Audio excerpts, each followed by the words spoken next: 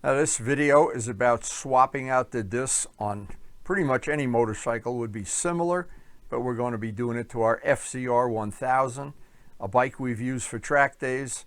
The rotors have taken a lot of wear on the track and on the street, 30 some thousand miles already. Time for a replacement, and we're going to use EBC rotors. Now today I'm going to try to use up a rainy day to swap out the discs on the FCR. I got these discs from Vlad at motoworldonline.com. You can check out his website. Gotten a lot of stuff from him lately. It's all been good.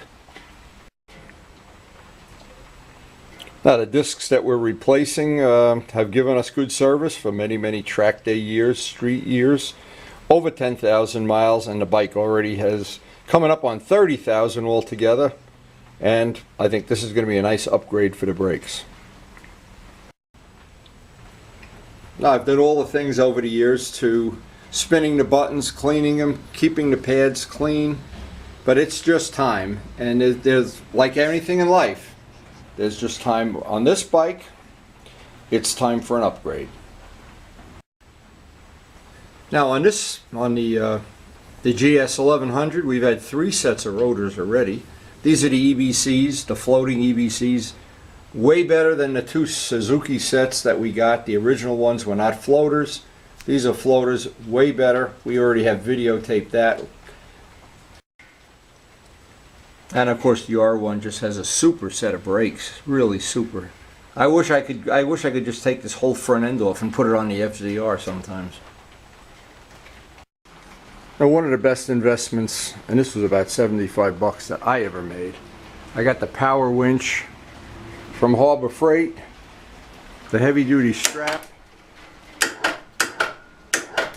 I always keep the bike stabilized on the back axle. But this allows me to just get the front end off the ground enough that I can, well, whatever amount I want, because I'm going to have to obviously pull the front wheel and pull the calipers off.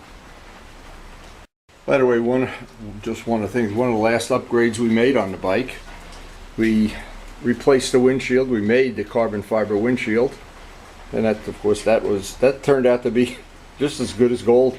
And that has shown it's stiffened up the front end because this is track day body work. It's very flimsy. This really was a good thing I should have done years ago. But it's time to replace the discs. Well, from this point it's pretty simple. We got to pull the calipers. I'll just do the step by step. Pull the caliper bolts, tie the calipers back, take the axle bolt out, pull the front wheel off, and then usually the bolts when they're in this case probably for many years, they can be a little bit of a pain to get out, but I'm sure we'll be able to get them out. Always the best thing before you start any of these things, get the calipers up out of the way.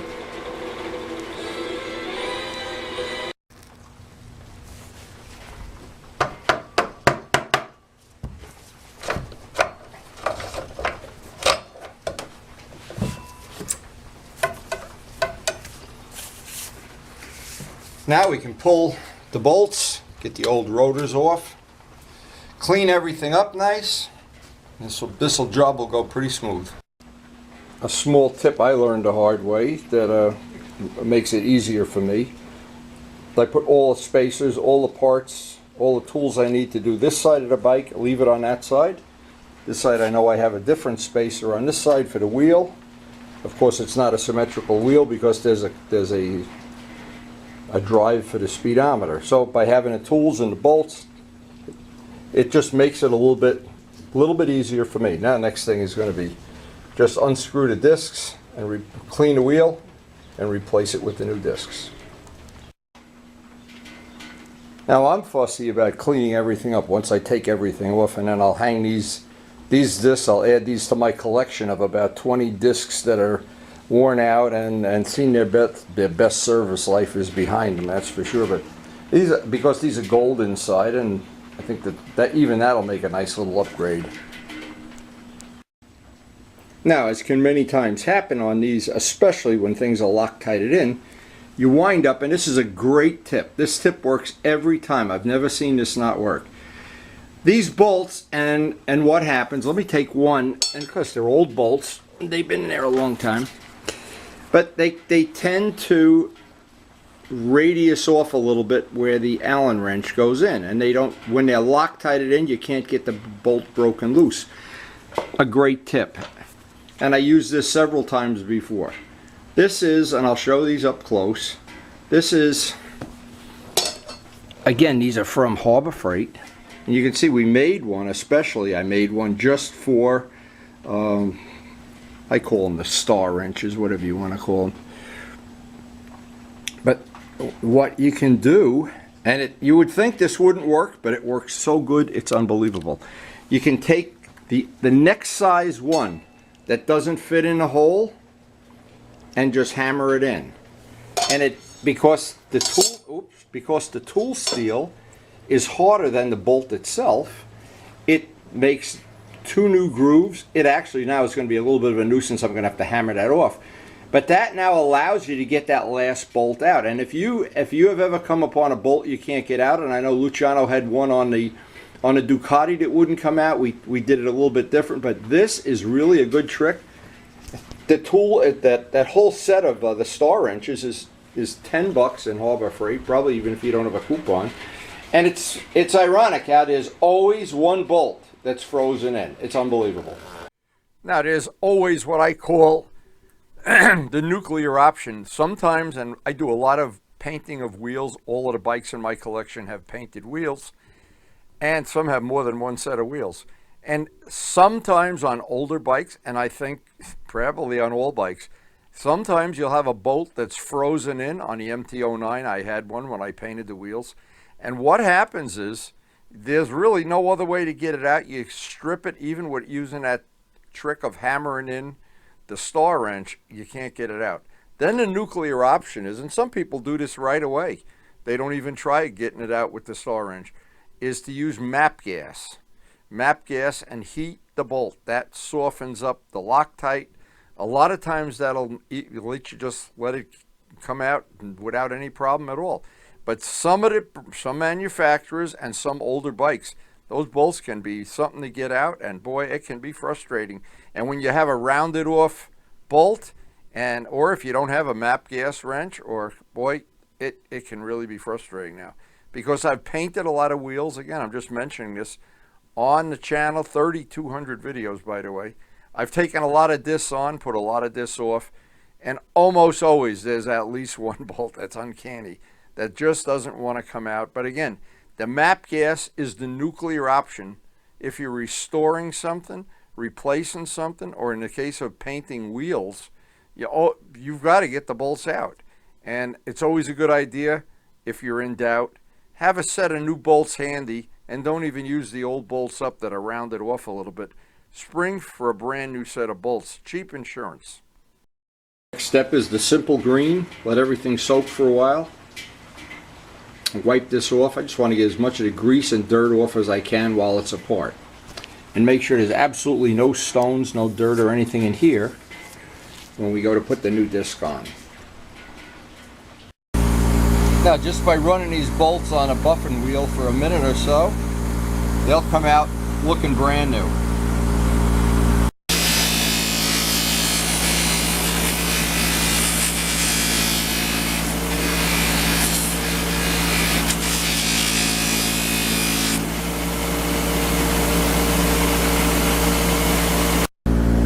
Just 1 minute on a buffing wheel, and they really, I think it makes a nice little upgrade. Again, the whole purpose of doing this is for upgrades.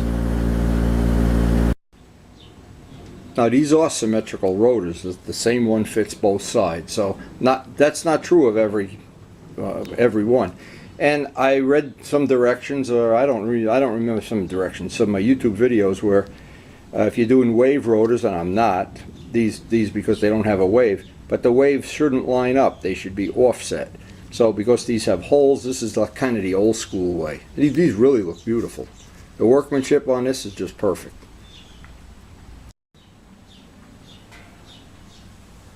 Blue Loctite on the bolts, and what I like to do is just the way you would torque the head on an engine, star pattern opposite, torque each one down hand tight, and then about 5 or 10 pounds more, same thing in the stall pad, and then put the final torque on with a very accurate, and it's not even a Harbor Freight torque wrench. We have a good one.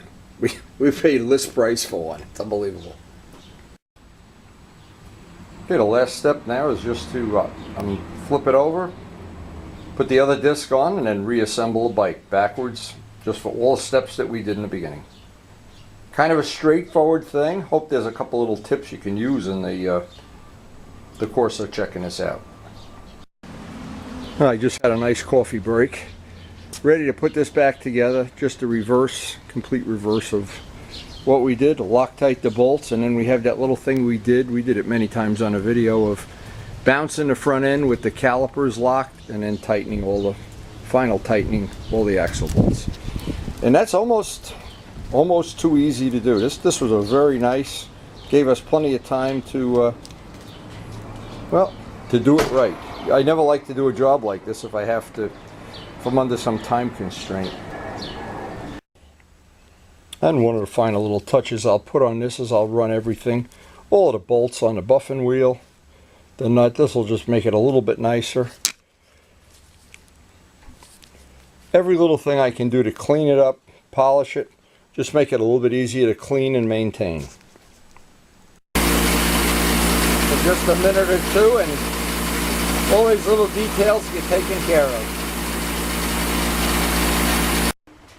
Now, a really handy tip is, of course, putting this all back together. It's always a problem. The spacer wants to fall out and everything.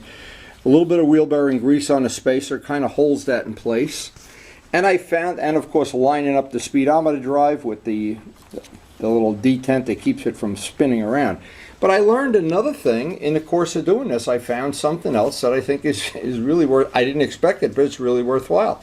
I've always had the issue of when I have to put the front wheel on, the bike is off the ground and I have to get my feet underneath it and raise the tire up using my feet. Well, in this case, what I did it just a little bit different. Instead of raising the tire, I just lowered the bike right onto the axle, right until everything lined up. And that worked out just as good as can be. I can't believe it. And I just figured, what the genius I am, I probably did it 10 times the other way.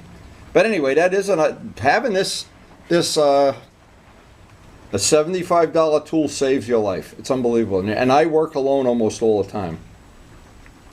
Another tip, I always put a little bit of either oil or grease on the axle before I push it through, so that it doesn't come out all rusty and corroded next time you change your front tire or whatever. I'm really old school too. What I do is every time I tighten a bolt or push something through or put a caliper on or anything, I want to spin the front wheel. I don't want to see any resistance, anything that doesn't look right, something that's out of alignment. Now the brake rotors, these should be really, really nice. The new pads should seat in very, very quickly, a couple hundred miles, and we should have some really nice brakes for another 38,000 miles. All it's left to do now is just lower it down off the lift, wait for it to stop raining, and we'll hopefully in the next week or so break in those new pads. So I hope some of the information on this video is useful, or at least entertaining. And again, brake rotors wear out in time. If you ride on a track, they're going to wear out a lot faster than if you ride on the street. And if you ride slow, they're going to wear out a lot differently than if you ride aggressively. But anyway, they do wear out. They're a replacement item that, every person's riding style is different. Now for me, after the upgrade on this, and I had ridden this bike many, many years, I just decided I wanted to have the best brakes possible. And the EBC rotors were a nice giant upgrade on this bike. There was absolutely nothing bad that I can say about it. The swap out was very easy, straightforward. The hardest part of the whole job is if the bolts are in with red Loctite or some factory Loctite or something and some of the ones I've taken apart, again, I've mentioned it before, when painting wheels or doing other maintenance, Some of those bolts can really be hard to get out. So I hope I've shared that information well. And of course, once you have upgraded brakes, the first thing you always say is, why did I wait so long? And whether you're riding on the street or riding on the track or whatever, having a brand new set of rotors and a brand new set of pucks, once they wear in 50, 100 miles, you wonder why you waited so long. Now, I've had a lot of street riding on this bike. Since the day we did the new discs, a lot of street riding, and I eventually wound up that I restored the whole bike. And what was really nice, I painted the wheels being painted, and with an accent stripe too. All that is out on the channel, by the way. You just search the channel, painting wheels. And when I did that, I was glad that when I put the discs on, I was careful to use blue Loctite, not red Loctite, because I had to get them off again. And blue Loctite is removable. The red Loctite is like a little bit less so. But anyway, once the restoration was done and I had made many other changes, a new set of forks to the bike, painting the wheels. This is the same bike. It just had a new life as with the more modern paintwork. But always having those front discs to be just so much better than a set that's really worn out or had a hard life on a racetrack. It does make a difference. And because I want to keep that bike in my collection forever, I try to maintain it, keep it as new feeling as I possibly can, and the brake discs were a big part of it. Now, if you're new to our channel, we have a very, very eclectic channel. One of the new features we have now is some of the videos are grouped into groups that you can access all the videos for one category in one mouse click. And it should be very convenient and very handy. Just check out the feature on the main screen, playlists. And thanks to everybody for supporting the channel. We appreciate your support, and it makes this channel possible with all the things we do, the painting, the wheels, the polishing. And please take a second or two and hit the like button.